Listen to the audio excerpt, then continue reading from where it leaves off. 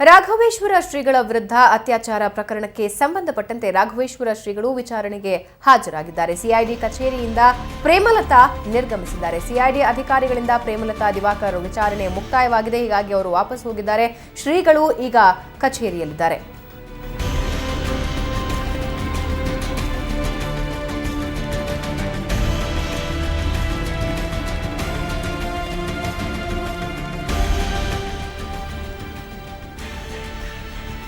ರಾಘವೇಶ್ವರ ಶ್ರೀಗಳ ವಿರುದ್ಧ ಅತ್ಯಾಚಾರ ಪ್ರಕರಣಕ್ಕೆ ಸಂಬಂಧಪಟ್ಟಂತೆ ಈಗ ವಿಚಾರಣೆ ನಡೀತಾ ಇದೆ. ರಾಘವೇಶ್ವರ ಶ್ರೀಗಳಿಂದ ಮಾಹಿತಿಯನ್ನ ಪಡೆದುಕೊಳ್ತಾ ಇದ್ದಾರೆ ಅಧಿಕಾರಿಗಳು. ಇದಕ್ಕೂ ಮುನ್ನ ಪ್ರೇಮಲತಾ ಈಗಾಗಲೇ ಅಧಿಕಾರಿಗಳ ಮುಂದೆ ಹಾಜರಾಗಿ ತಮ್ಮ ಹೇಳಿಕೆಯನ್ನ ನೀಡಿದ್ದಾರೆ. ಅವರನ್ನ ವಿಚಾರಣೆಗೆ ಒಳಪಡಿಸಿದ್ರು.